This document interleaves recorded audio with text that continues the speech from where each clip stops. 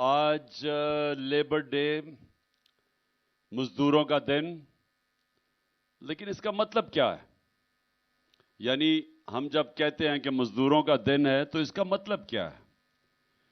اس کا مطلب میرے پاکستانیوں، اس کا مطلب یہ ہے کہ یہ مزدور جو ہیں یہ سب سے محنت کش لوگ ہوتے ہیں.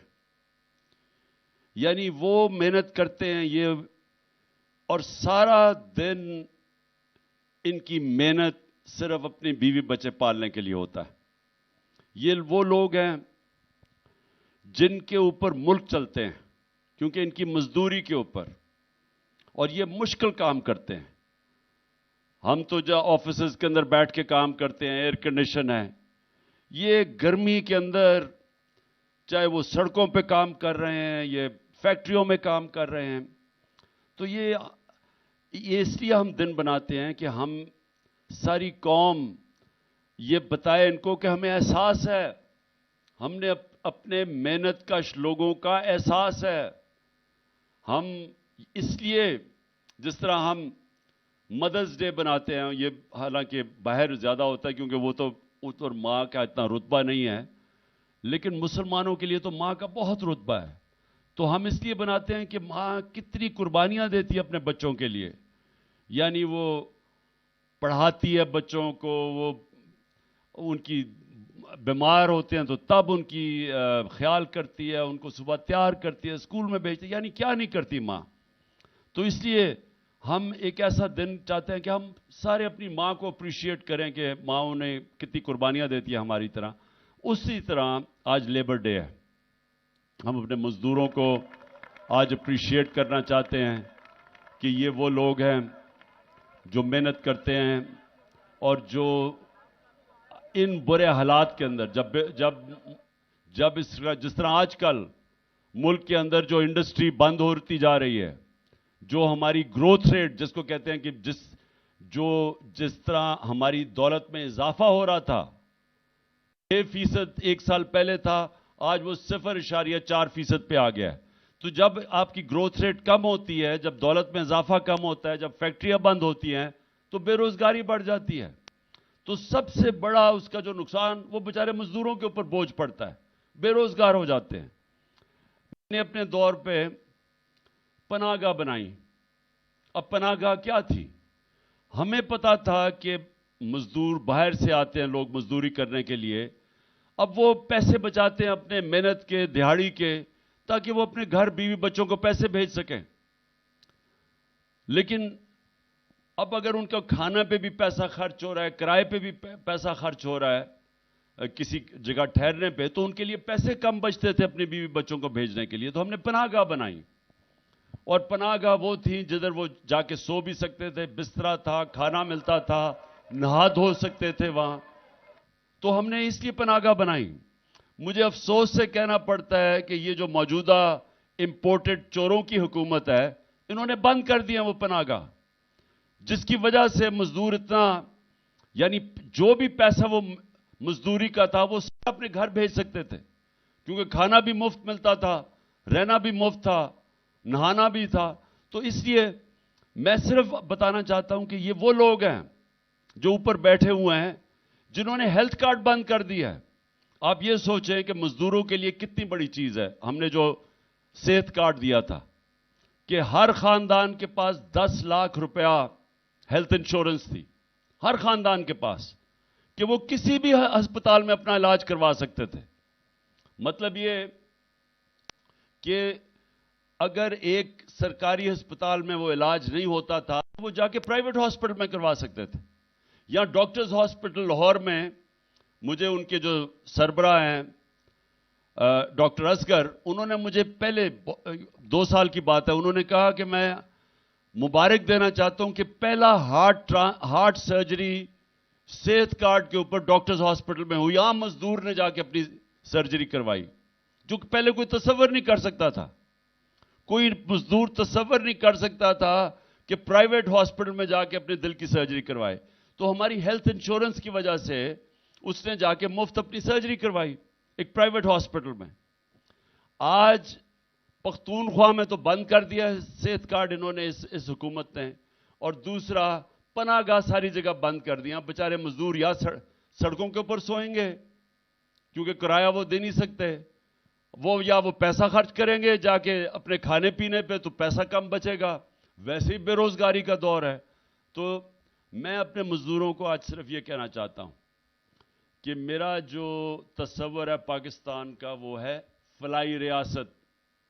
فلاحی ریاست کا مطلب یہ ہے کہ جو بنیادی ضروریات ہیں, جو لوگوں کی, ہمارے غریب, کمزور, مزدور, کسان, اس طبقے کی جو بنیادی ضروریات ہے وہ انشاءاللہ ریاست پوری کرے گی. اور ہماری پوری کوشش یہ ہے کہ جس طرح ہم ہیلتھ کارڈ لے کے آئے ہیں, آگے ہم نے ایجوکیشن کارڈ لے کے آنا ہے.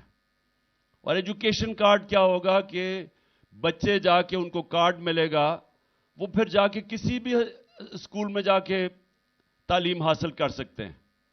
تو یہ بھی اب یہ میرا اگلا انشاءاللہ جب بھی اللہ نے موقع دیا تو ایجوکیشن کارڈ, تاکہ ایک غریب کے بچے کو, وہ کیوں گندے اسکول میں جائے, اس کو بھی موقع ملے اچھے اسکولوں میں جانے کا. اور اس سے کیا ہوگا, اس سے ہوگا کہ اسکول بہتر ہو جائیں گے. جب پرائیویٹ لوگ اسکول بنائیں گے اور وہ ایجوکیشن کارڈ کی وجہ سے وہ پھر ان اسکولوں کے اندر بچے جا سکیں گے, اچھے اسکولوں کے اندر, وہ ان کو بھی موقع ملے گا اوپر جانے کا.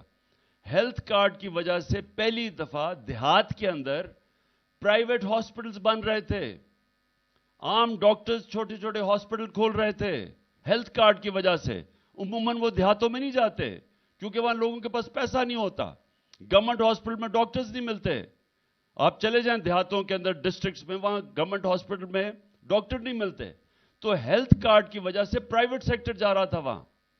اور وہ انشاءاللہ جب بھی اللہ نے موقع دیا تو ہم تعلیم اور صحت دونوں میں, خاص طور پہ مزدوروں کا فائدہ یہ ہوگا کہ ان کو کم از کم اپنے بچوں کی تعلیم بھی اچھی ان کو مل جائے گی. ان کو فکر نہیں ہوگی کہ اگر پیسہ نہیں ہوگا تو ان کو اچھی تعلیم نہیں مل سکتی. اور پھر ان کو کوئی فکر نہیں ہوگا کہ اگر کوئی گھر میں بیماری ہوتی ہے تو حکومت انشورنس دے گی تاکہ وہ کہیں بھی اپنا علاج کروا سکیں. اب کل انشاءاللہ میں خود لاہور کی ریلی لبرٹی مارکیٹ سے انشاءاللہ 1 بجے ہم وہاں جمع ہوں گے, اور ادھر سے پیدل ریلی ہماری جائے گی ناصر باغ. میں اپنے سارے مزدوروں کو دعوت دیتا ہوں کہ اس میں ضرور شرکت کریں, کل چھٹی کا دن ہے.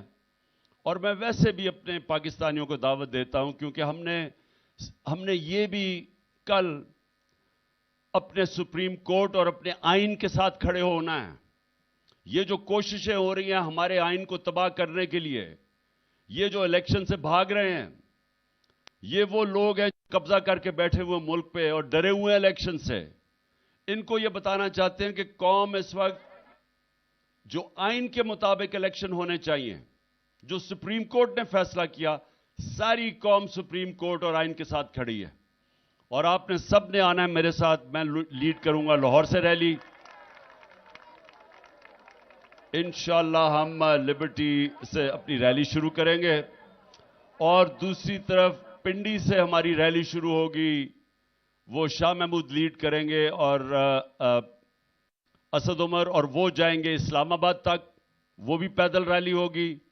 اور پھر پشاور کے اندر تیسری ریلی ہوگی, وہ بھی پرویز خٹک اور ہماری پشاور کے ہمارے جو ایم پیز, جو ماضی میں جو ایم این ایز اور ایم پیز اور عہدیدار, وہ لیڈ کریں گے وہاں. اور خاص طور پہ لاہور اور پشاور میں ہم پیغام یہ دیں گے کہ ہمیں الیکشنز چاہیے, کیونکہ یہ جو اوپر کیئر ٹیکر گورنمنٹ بٹھائی ہوئی ہے یہ غیر آئینی ہے. 90 دن گزر چکے ہیں, ہماری کوئی ریپرزنٹیشن نہیں ہے.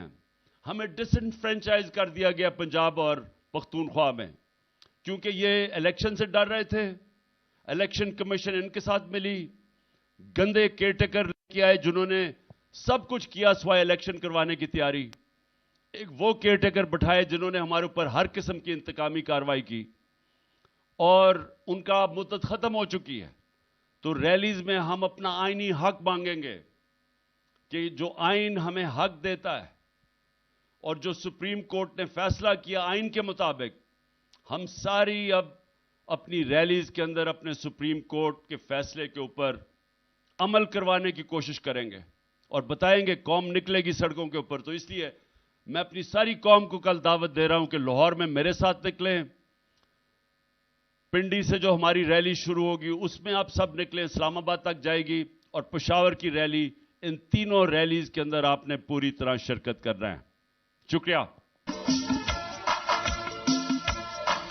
مزدور بھی ہم اس کے، دہقان بھی ہم اس کے، مزدور بھی ہم اس کے، دہقان بھی ہم اس کے، اللہ کی رضا سے ہیں نگہبان بھی ہم اس کے، اللہ کی رضا سے ہیں۔ مزدور بھی ہم اس کے، مزدور بھی ہم اس کے، دہقان بھی اس کے، اللہ کی رضا سے نگہبان بھی ہم اس کے۔ ماشاءاللہ یہاں پہ خواتین کی ایک بہت بڑی تعداد موجود ہے، میں چاہوں گا کہ آپ سب ان کے لیے بھرپور تالیاں۔ فیملیز، چھوٹے چھوٹے بچے، بزرگ، نوجوان یہاں پہ موجود ہیں، اپنے کپتان کے ساتھ اظہار یکجہتی کر رہے ہیں، اور ایک نعرہ ہم لگائیں گے، پاکستان کے مزدور، پاکستان کے مزدور، اور آئین بچاؤ ملک بچاؤ، آئین بچاؤ، آئین بچاؤ، آئین بچاؤ، آئین بچاؤ، زندہ باد۔ اب آگے بڑھیں گے، قرآن دازی ہو چکی، سوالات آپ کے نام جو ہیں وہ نکل چکے۔